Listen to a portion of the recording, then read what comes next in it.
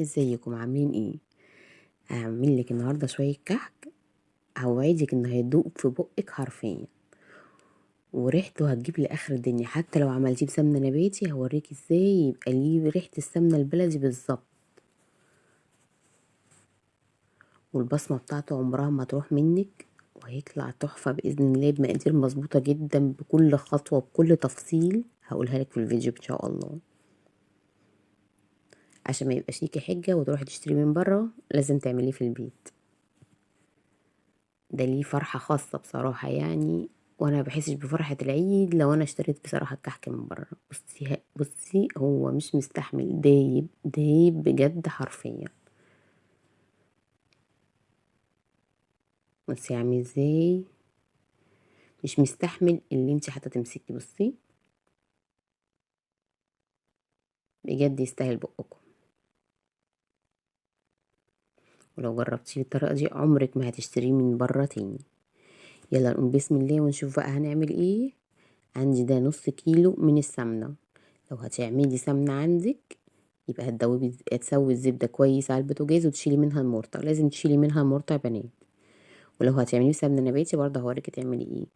انا عندي ده كيلو من الدقيق ليه نص كيلو سمنة، كيلو دقيق ليه نص كيلو سمنة، وهتعرفي بقى اوريكي برضه تعرفي ازاي ان هو لسه بيكون محتاج سمنة ولا لا. عندي بقى دي معلقة من بهارات الكحك، معلقة صغيرة، وعندي معلقة كمان صغيرة من البيكنج باودر، وحطيت رشة ملح، وعندي كيس خميرة او معلقة كبيرة من الخميرة، خميرة فورية. هقلبهم مع بعض كويس. ممكن تزودي هنا لبن بودرة بيديله ريحة ولون برضو كويس حلو قوي. ادي كوباية بقى وهعيرهم لك. ادي كده السمنة دي باردة مش سخنة، يعني سويتها كويس على البوتاجاز وسبتها لما بردت، انا بس مدوباها ومصفيه منها المرط. دي حاجة اسمها اسانس، ريحة السمنة البلدي. ريحة السمنة البلدي بتجيبيها من عند حد كويس، ولازم يكون مضمون، لان بصراحة بيبقى فيه كتير مغشوش وفيه ريحته مش حلوة. هتقلبيها في السمنة بتاعتك لو هتعملي بسمنة نباتي، وهضيفهم. بصوا هما طلعوا كوبايتين ونص، كيلو طلع كوبايتين ونص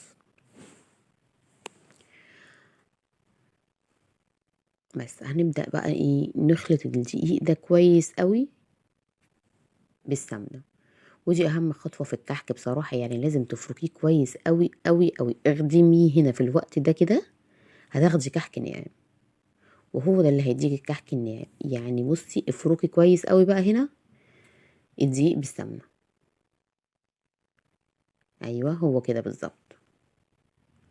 هو مش عجن، انا مش بعجن، انا بفركه كويس قوي بايه، بالسمنة.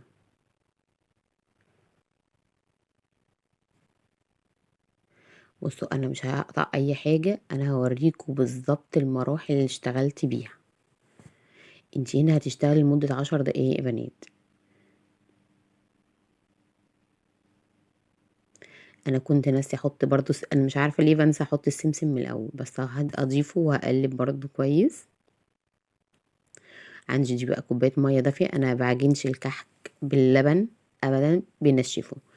عندي كوباية مية دافية وهحط لها نص كيل نص كوباية من السكر البودرة، ادوبهم فيها وابتدي اكمل عجن بيها. وهي الكيلو ياخد مني كوباية مية واحدة بس، ما تزوديش.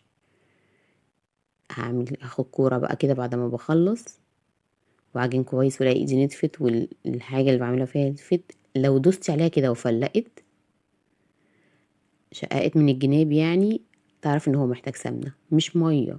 اوعي تضيفي مية، هو هيبقى محتاج سمنة. انا عندي معلقة من السمنة اهو كده، وابتدي اعجنهم تاني فيها، ادخلها بس كويس، واخد قطعة بقى تاني بعد ما اعجنهم كويس واشوفها الاخبار اهي، ما حصلش فيها حاجة كده، يبقى العجينة بتاعتي زي الفل. وانا ما بسيبش العجين بتاعي بصراحة يخمر خالص يا بنات، ما بسيبش الكحك يخمر، ده من الحاجات اللي بتخليه شقة وهو في الفرن.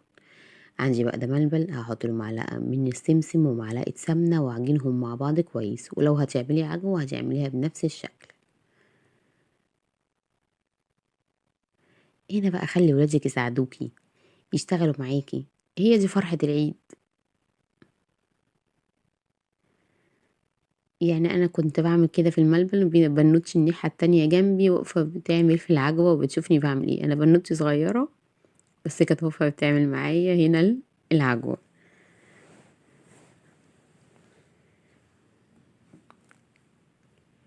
بس اعجنيها كويس كده، وهو هيسهل معاكي التشكيل. واعملي بقى ايه كور صغيرة،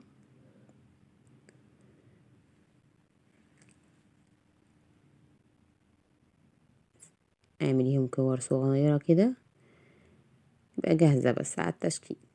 بس كده،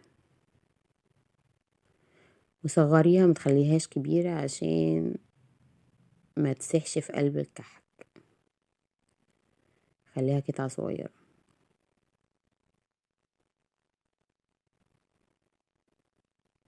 بس كده خلاص خلصتهم. اخد قطعة بقى ايه من الكحك بتاعي، ابططها كده واحط جواها حتة الملبن، واعمليها زي البق، لميها كده زي البقجة. ايوه هي بقجة. وفي الصاج بقى كده ورصيهم. طبعا انت ممكن تشتغلي بالبسطامة لو حابة، بالمنقاش. انا هشتغل النهاردة بالبسطامة بس. سيبي مسافة بين واحدة والتانية، ان احنا لسه نضغط عليها ولسه كمان ايه هتخش الفرن، فبرضو ايه سيبي مسافة ما بينهم. انت هتاخدي قطعة قد الليمونة الصغيرة، وحاولي تعملي كله مقاس واحد. بصي العجوة اهي. بس بصوا بقى البصامة، انت لو هنضغط بالبصامة كده، لو ضغطتي بالبصامة وشقق منك سنة صغيرة من الجناب ده عادي، بس هي العجينة بتاعتك كويسة. ده عادي ان ده من ضغطة البصامة، حبيبتي تضغط جامد بالبصامة عشان يسيب البصمة بتاعته. انما انت لو عملتي بايدك مش هيشقق ولا حاجة. يعني انت بصي طالما خدتي العجين واتأكدتي ان هو كويس، بصوا اهو لو ضغطت بايدي عادي، بس احنا عشان بنشتغل بالبصامة فبنضغط جامد عشان تسيب العلامة بتاعتها، فممكن يشقق شوية من الجناب. احنا هنحطه في درجة فرن درجة حرارة 180، تكوني مشغلاه قبليها بشوية على سخن كويس. هتسيبيه 10 دقايق، خد لون من تحت، ابتدي اللي انتي ايه بقى شغلي الشواية ياخد لون من فوق. يعني لو ما خدش لون من فوق في خلال ال10 دقايق دول، شغلي عليه الشواية هياخد لون. بصي اهو، يبقى هياخد في الفرن من 13 ل15 دقيقة بالظبط يا بنات على درجة حرارة 180. ودي كانت النتيجة. يا رب تكونوا استفدتوا مني النهاردة بأي حاجة. أشوفكم في وصفة جديدة إن شاء الله. مع السلامة.